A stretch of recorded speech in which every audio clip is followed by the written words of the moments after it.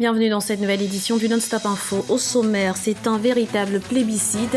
Sans surprise, l'ancien chef de l'armée Abdel Fattah Sisi a été élu à la tête de l'Égypte avec 96,9% des suffrages.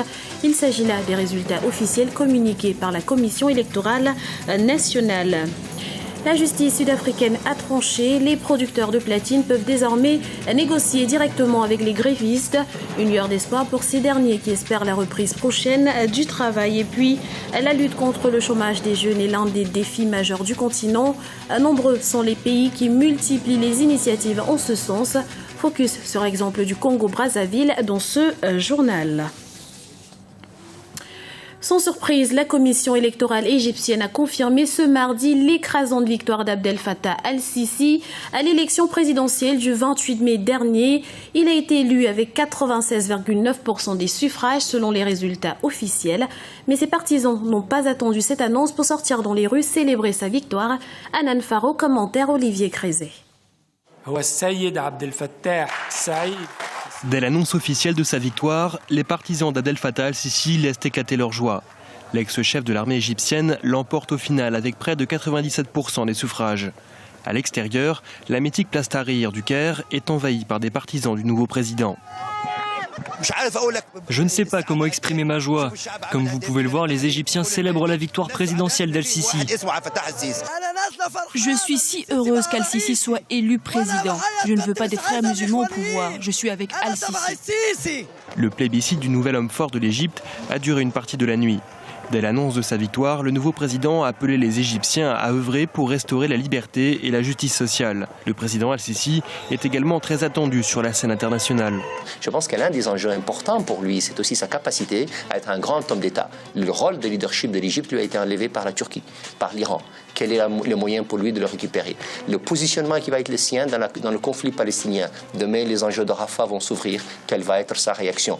Troisième enjeu important, c'est la guerre de Syrie. Il gère une contradiction très difficile pour lui sur ses alliés américains, ses alliés saoudiens et la difficulté que l'Égypte a à jouer un rôle important. Je pense que demain, Al-Sisi se révélera être un grand homme ou pas sur ces questions-là. Le roi d'Arabie Saoudite, dont le pays est l'un des principaux soutiens du président Al-Sisi, a été le premier chef d'État étranger à saluer la victoire de l'ex-chef de l'armée. Après 3 années d'instabilité, l'image autoritaire du président élu a su rassurer les Égyptiens. Mais la tâche du président s'annonce délicate. Sur le plan sécuritaire, Abdel Fattah al-Sisi devra apaiser les tensions. Depuis l'éviction de l'ancien président Mohamed Morsi, des dizaines d'attentats ont visé les forces de l'ordre. Du côté de l'économie, le défi de l'emploi est en pole position. Le taux de chômage atteint près de 40% chez les jeunes de 20 à 24 ans. C'est une mauvaise nouvelle pour la Guinée. Alors qu'on l'a pensé circonscrite, l'épidémie de la fièvre Ebola gagne de plus en plus de terrain. Au moins 22 nouveaux cas ont été déclarés dans 3 localités. La préfecture la plus touchée à ce jour est Teli Mélé avec 18 contaminations confirmées, dont 5 décès. Le ministre guinéen de la Santé, Dr Émile Lama, pointe du doigt un relâchement dans la lutte contre l'épidémie. On écoute les précisions d'Ahmed Tidiane Diallo, journaliste au quotidien Le Populaire. La fièvre Ebola n'est pas tout à fait maîtrisée. Récemment, il y a de nouvelles localités qui se font citer parmi les zones qui étaient jusque-là touchées. Parmi ces zones, il y a Télimélé, où on dénombre aujourd'hui 5 décès sur 21 cas confirmés. Aussi, la fièvre est signalée du côté de Bofa, ensuite du Breka. Et celle qui est décédée à du Breka est venue de Conakry. C'était une veuve dont le mari est décédé suite à cette fièvre. Ce n'est plus le pic, il faut le reconnaître. Tout de même, les populations nourrissaient l'espoir comme quoi la fièvre était repartie. Mais d'un coup, ça a fait réapparition dans ces localités qui n'étaient jusqu'ici pas touchées encore. Les autorités sanitaires demandent toujours aux populations de respecter les mesures d'hygiène. 2 semaines après un attentat sanglant dans la ville de Jos au centre du Nigeria, les autorités ont décidé d'y renforcer la sécurité. Dans cette optique, de nombreux points de contrôle ont été mis en place. Les mots d'ordre sont vigilance et renseignement. Charles de Jouvenel. Le Nigeria a décidé de renforcer la sécurité dans la ville de Jos, située au centre du pays. C'est dans cette ville, capitale de l'État du Plateau, qu'un attentat à la bombe a récemment causé 110 victimes dans un marché populaire. De nombreux points de contrôle le long des routes menant à la ville de Jos ont ainsi été mis en place. L'objectif est autant d'assurer la sécurité de la population que de tranquilliser les habitants de la région. Nous voulons assurer aux habitants de la région et aux gens qui font des affaires avec nous que par la grâce de Dieu et avec l'aide et le soutien que nous recevons, honnêtement, l'état du plateau sera bientôt de nouveau un endroit sûr pour y vivre et y faire des affaires. Les autorités du Nigeria ont refusé de divulguer plus d'informations sur les plans de sécurité mis en place, mais elles assurent encourager les habitants de Jos à une grande vigilance. Plus encore, la population est invitée à signaler au gouvernement toute personne apparaissant comme susceptible de constituer une menace pour la sécurité publique. Dans l'hôpital de l'université de Jos, les survivants de l'attentat connaissent leur chance d'être encore en vie. Je suis très heureuse d'être en vie parce que ça n'est pas passé loin. 90 personnes sont décédées. Le marché, quant à lui, porte encore des stigmates de l'attaque qui s'est déroulée il y a tout juste 15 jours. La plupart des boutiques sont encore fermées et les marchands sous le choc. Pour nous, ça ressemblait à ce qu'ils ont utilisé à Hiroshima parce que nous n'avions jamais vu une bombe d'une telle ampleur. Alors que le Nigeria traverse actuellement une période trouble sur le plan de la sécurité, le plan mis en place par le gouvernement s'annonce déterminant. Il en va de la crédibilité des autorités à lutter contre la secte Boko Haram.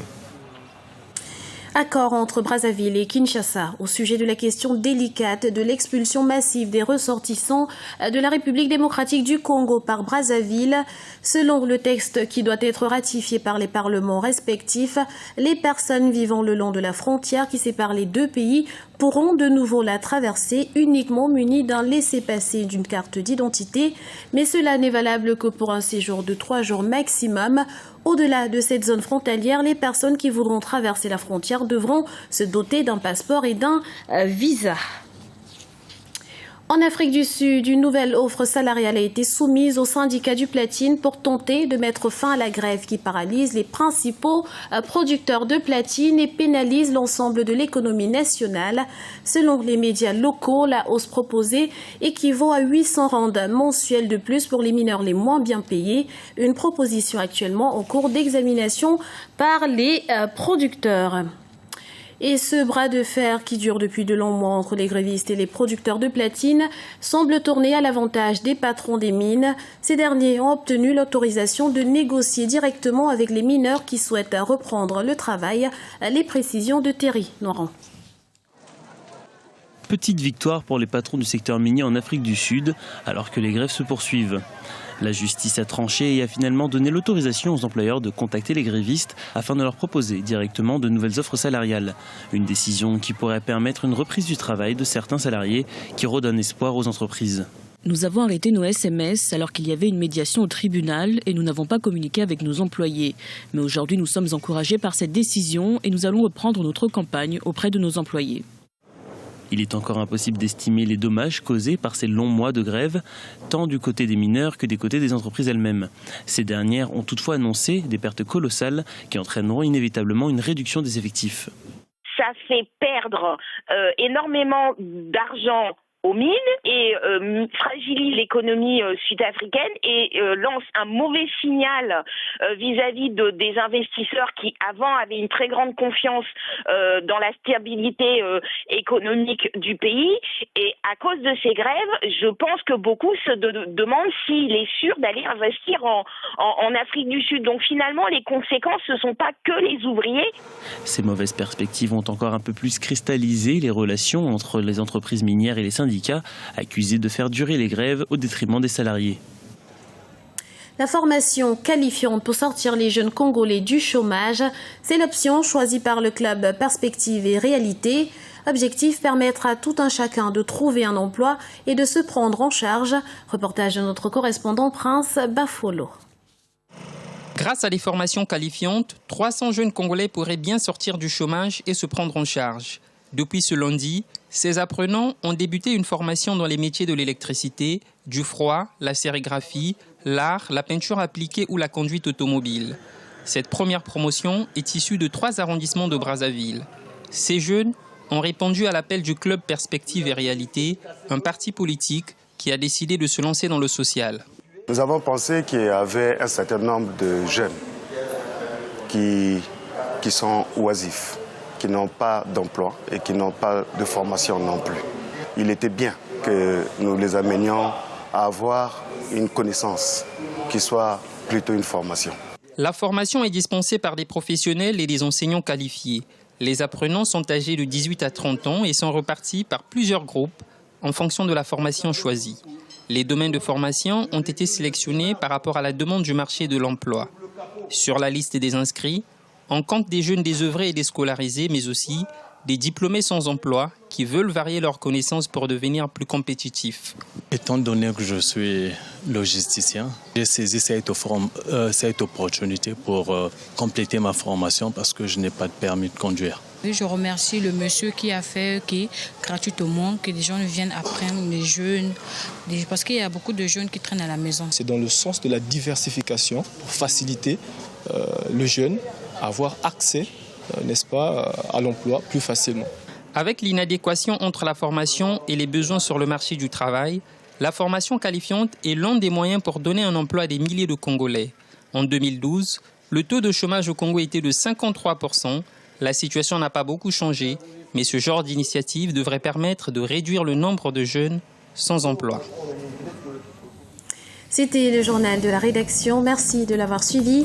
Retrouvez dans un instant une nouvelle édition du Non-Stop Info sur Africa 24.